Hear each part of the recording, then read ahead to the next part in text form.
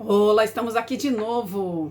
Um dia depois da estreia de novela nova, das 9 da Globo. Eu sou Cristina Padiglione, falo sobre televisão, vejo televisão, gosto de televisão. Acho que tem muita coisa incrível para se ver, muito lixo, mas como tudo, né? Coisas muito boas. Mas a nossa televisão, a gente sempre diz, é uma das melhores do mundo. Ou pelo menos costumava ser. A gente teve ontem uma estreia de novela nova na faixa das 9, o horário mais caro aliás, o horário mais caro é o Jornal Nacional ainda. Mas assim, é uma vaga, é um horário que impulsiona inclusive o Jornal Nacional. Ele depende um pouco dessa audiência da novela das 7, da novela das 8. Ele é o recheio desse sanduíche há pelo menos uns 50 anos, né? Acho que é isso. Então a gente depende um pouco também do que está acontecendo na novela das 9 para o jornal ir bem ou não. Mas o que eu queria dizer com essa história de a televisão brasileira ser uma das melhores do mundo? A gente tinha uma coisa tem um histórico muito incrível de aberturas de novela. A gente tem hoje um esmero mundial nas aberturas de séries, né? Por exemplo, meu filho de 15 anos que agora está assistindo Game of Thrones, que era um pouco violento e contém cenas de sexo e violência em excesso para menores, mas aos 15 acho que já dá para ele assistir, a gente assiste com ele, enfim, qualquer dúvida, qualquer esclarecimento, estamos ali do lado para contextualizar aquilo. Mas ele não gosta de pular a abertura, por exemplo, porque é incrível a abertura de Game of Thrones, e que cada episódio ele quer ver aquela abertura de novo. A gente tem um histórico de aberturas de novela que é muito legal, né? Eu acho que em algum momento o Hans Donner começou a se repetir, acho que aquilo começou a ficar um pouco artificial, um pouco demodê, mas a gente tem um histórico bacana de aberturas de novela. Antigamente as mulheres peladas viravam árvore, né, que era o que acontecia ali, acho que em Pedra sobre Pedra, com a Mônica Fraga. E de hoje, agora o Terra e Paixão, que estreou ontem na Globo, o casal vira árvore. Um casal bonitinho, um romance, vira uma árvore. Mas o problema não é esse, a questão de virar, a computação gráfica que faz esses milagres, que faz esses truques e tal. A questão é que a novela teve uma abertura, tem ali um monte de faces dos atores, tem a imagem dos atores que aparece na abertura, no meio dos imensos takes de matagais, de plantações do Mato Grosso do Sul, né, onde é gravada a novela. O agro é pop. Esse conceito de Terra e Paixão é muito latente desde as chamadas, e tá na abertura, e tá, pelo menos no primeiro capítulo ficou muito evidente esse cartão de visitas, e aí as imagens dos atores aparecem ali naquele quadro de plantações. É uma coisa que a gente não está acostumado a ver. Tem uma remissão muito forte às aberturas de novelas turcas e mexicanas. Eu não sei se isso é um conceito internacional que a Globo está mirando, eu não sei se isso vem por pesquisa que indica a existência de um público muito mais popular na TV aberta do que costumava ser, porque a gente tem hoje ao mesmo tempo você tem uma acessibilidade ao streaming, né? A TV paga era uma coisa muito cara. Hoje uma pessoa pode ter uma assinatura do Prime Video que é R$ 15, não é R$ 200, igual os pacotes mais... os pacotes que traziam 100 canais da Claro, da Sky, de não sei quem e tal, então, do Viva, né? Então a gente, do Vivo, aliás, o Vivo é o canal, da operadora Viva, enfim, operadoras de TV paga, que os pacotes são muito mais onerosos, os serviços de streaming têm um alcance maior, ao mesmo tempo parece que a televisão precisa se popularizar, para além disso. Você teve, por exemplo, o Prime Video fez uma parceria com o SBT, que estreou também ontem, né, a Infância de Romeu e Julieta.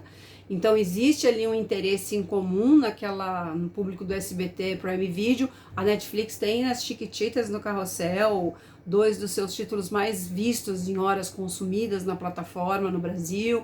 E ao mesmo tempo a televisão aberta sente essa necessidade de ter um reforço do popular, mas o que eu considero ruim é o seguinte, eu acho que tem uma preguiça ali de computação, muita computação gráfica, muito artificial, e você pode ter uma abertura que seja popular, que seja muito popular. O próprio Game of Thrones é uma coisa que gerou versões de funk na favela, Então, assim, você pode ter um negócio que seja muito popular e que seja um pouquinho mais criativo, um pouquinho mais pensante, um pouquinho mais elaborado do que chapar a cara dos atores ali no meio da plantação de soja.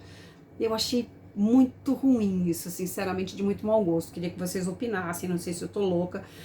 Eu até tuitei isso, eu escrevi sobre isso na minha coluna Zapping, na Folha. E eu tuitei esse briefing, né? A abertura, a novela do primeiro capítulo não foi ruim, eu acho que teve uma coisa de estratégias muito bem elaborada. Você tem que apresentar os personagens, tem que dizer a que veio a história, isso você fez muito bem. Não vamos discutir aqui os diálogos, aquela coisa assim, as falas são todas muito clichêsísticas mesmo, e eu acho que talvez hoje eu penso que talvez não seja necessário ter tanto pudor de fazer isso no primeiro capítulo, mas também acredito que exista uma maneira de fazer isso sem ser tão clichêsístico, tão mastigado, tão direto. Acho que tem uma maneira, talvez tenha uma maneira mais bacana, né, de ser mais nobre de ser falado, de ser dito. Mas eu acho que tem uma preguiça, tem uma coisa, sabe, muito assim, muito chapada, muito mastigada, muito direta, muito vamos apostar nisso mesmo. E eu lembro muito de Nelson Rodrigues dizendo que o canastrão chega mais rápido ao coração do público, é quase isso, assim, né? Não tô falando da canastrice dos atores, mas tem uma canastrice nos diálogos, sim, é tudo muito direto. Ok, primeiro capítulo, vamos lá. Mas acho que a abertura que vai permanecer até o fim da novela é essa mesmo. E que é muito artificial para imagens tão lindas, tão belas, para uma paisagem tão plena como é Mato Grosso do Sul, como é o Centro-Oeste, como é o Cerrado brasileiro, enfim. E a gente não tem ali uma tradução, por exemplo, você tinha no Pantanal uma coisa, claro, de computação gráfica também, de finalização, de efeitos especiais, mas de um gosto mais apurado, mais artesanal, sabe? De uma maneira que te pegue mais afetivamente. Aquilo assim é quase uma animação que tá ali com rostos de pessoas humanas no meio da animação, né? Então, para mim, soou bastante ruim mesmo, assim, achei que foi ruim, uma das piores aberturas que eu já vi. Como eu disse, eu espero que a voz de Chitãozinho e Chororó, na sua familiaridade com os ouvidos dos brasileiros, salve um pouco essa carência de naturalidade, de afetividade que faltou nessa abertura. Mas o que vai pegar mesmo as pessoas não é a abertura, é a história, né? Eu acho que a história tem elementos e ingredientes muito fortes para serem assimilados. As pessoas estão muito ligadas nessa coisa de busca de justiça, que é o mote da mocinha Aline. Bárbara Reis, pleníssima, né, na sua condição de primeiro papel protagonista numa novela das 9. Essa é a segunda vez que a gente tem uma negra, de fato, no protagonismo da novela, da principal novela da TV, porque a gente pode lembrar de Thaís Araújo em Família, que foi Helena, de Manuel Carlos. A própria Thaís foi ali uma das figuras centrais de Amor de Mãe, mas Amor de Mãe era realmente, se você falar em protagonista como no singular, essa condição era da Regina Casé, não era nem da Adriana Esteves nem da Thaís, embora a história de Dona Lourdes ali dependesse das duas intrinsecamente, elas eram co-protagonistas, né? Então, mas eu considero que Thaís fez, por exemplo, em Família, era uma protagonista de fato, porque a Helena é incontestável, e agora a Bárbara Reis. Então a gente pode dizer que é seguramente o segundo protagonismo dela. E de qualquer forma, os meninos, né, ali, Cauã, Raymond, e que as pessoas falam Raymond, eu falo Raymond, que os dois meninos ali, Jane Massaro e Cauã, vão fazer esse triângulo com ela. O Tony Ramos tem também esse nome, né, que tem uma pegada mexicana, La Selva. Eu não sei se a Globo tem algum objetivo internacional, como eu já disse aqui, mas existe essa coisa estranha, né, La Selva, aquela abertura quase de uma novela turca. Não sei se estão pensando, tão carentes de um troféu no Emmy internacional, que tem premiado muito esse tipo de produção, com uma distinção forte entre telenovela e série. E, na verdade, o streaming tem feito uma confusão completa na cabeça das pessoas, porque o melodrama pode estar num formato mais curto e mais longo, nada impede que isso aconteça. A própria Todas as Flores, né, se você pegar a premissa dela, a menina cega, que é enganada pela mãe, pela irmã, que sofre a beça e tal, é uma coisa, é um dramalhão, né? Mas tem uma maneira de contar um dramalhão que seja menos mastigado, menos... sabe, colorido na coloração artificial, assim, que é o que me parece um pouco essa abertura de Terra e Paixão, que me causou uma péssima impressão.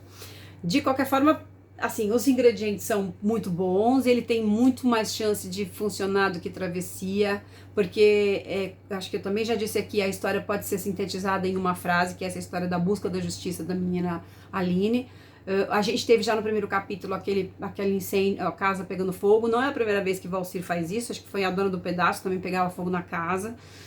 Também temos a prostituta que já se vê como uma velha, apesar da Suzana Vieira estar plena nos seus 80 anos. Esse papel foi de Laura Cardoso, também outra novela, aquela mulher que tem um bordel e toma conta das meninas, e mesmo personagem. Enfim, tem uma caixinha aí, um template de Valcir que costuma funcionar muito bem. A trinca aí de Suzana Vieira, Glória Pires e Tony Ramos é bem legal, porque aí tem uma história envolvendo o casal também, o casamento deles. Uma coisa muito ruim dessa novela, ruim, né? Uma falha, eu considero uma falha estratégica da Globo, é permitir que esse menino, esse personagem no Cauã, tenha esse ônus de ter matado a mãe no parto. Essa é uma história muito forte de renascer, que é a novela que vem na sequência. O João Pedro, que é o caçula do José Inocêncio em Renascer, é acusado a novela toda de ser responsável pela morte da mãe. E primeiro capítulo de Terra e Paixão, Caio diz que se sente muito culpado pela morte da mãe. E não é qualquer coisa, tá, gente? Não é uma semelhança, assim, é um fator que pode existir, é muito folhetinesco, faz parte do melodrama, mas é um elemento, um argumento forte, foi sublinhado já no primeiro capítulo, e isso vai permear Renascer o tempo todo, a não ser que Bruno Luperi, neto de seu Benedito, que está lá fazendo a adaptação de Renascer, faça uma mudança de rumos nesse personagem, senão a gente vai ter dois elementos muito próximos aí, em duas novelas seguidas, coisa que não custa lembrar.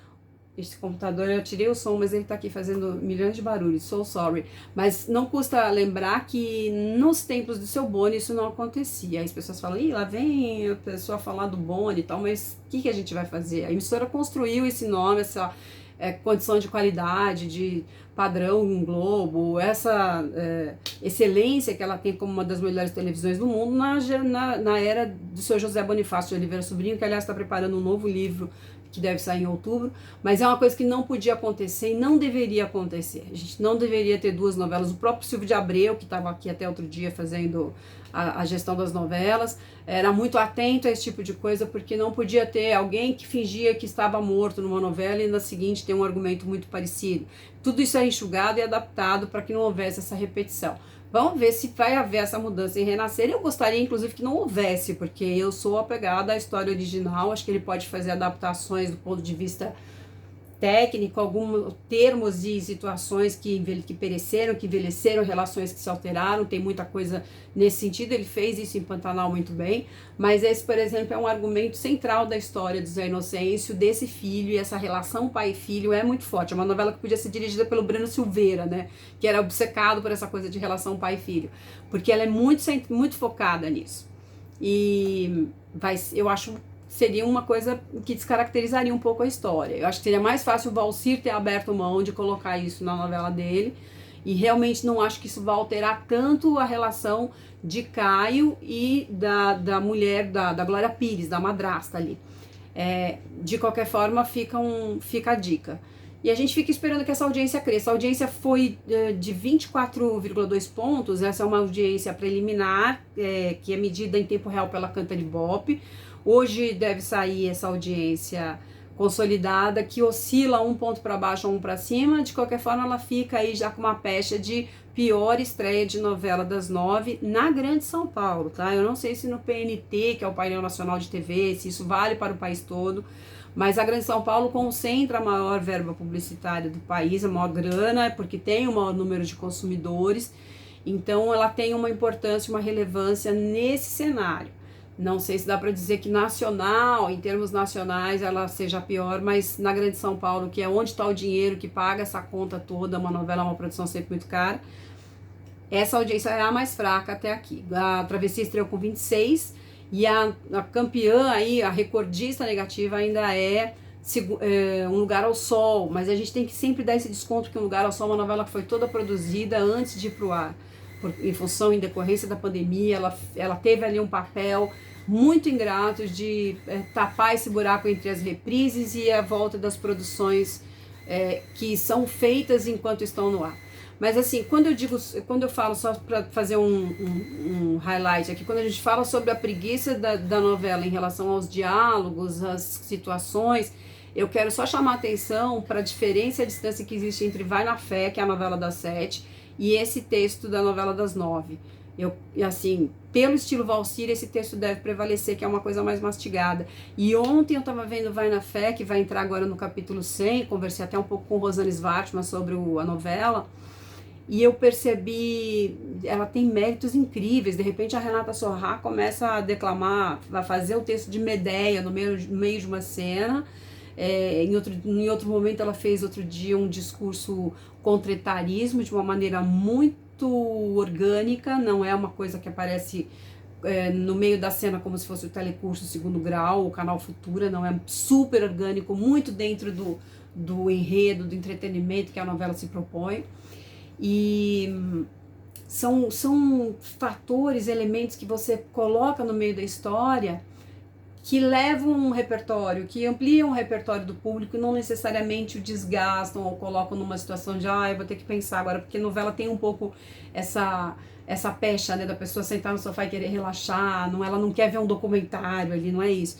Mas eu acho que pode ter coisas muito interessantes no meio da história que embalem esse espectador e que não sejam onerosas do ponto de vista do entretenimento dele. Ele continua se divertindo e ele tá ouvindo e aprendendo alguma coisa legal.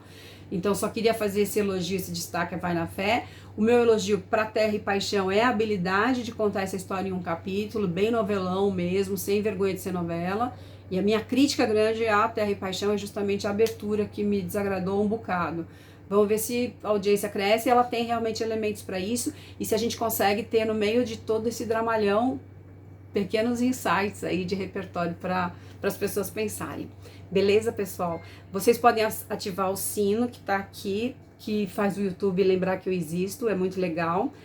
Fazer comentários, me fazer perguntas. Eu quero ver se em breve a gente consegue fazer algumas coisas ao vivo aqui, mas por enquanto a gente vai interagindo assim e eu fico aguardando os comentários de vocês. Pode inclusive me jogar pedras, não me cancelem, por favor, mas é importante eu saber o que vocês estão pensando e como é que vocês estão reagindo a alguma coisa que eu posso estar achando ruim e vocês estão achando incrível. Então, por favor, o espaço de comentários está aberto para isso, ok? Um beijo e a gente se fala em breve.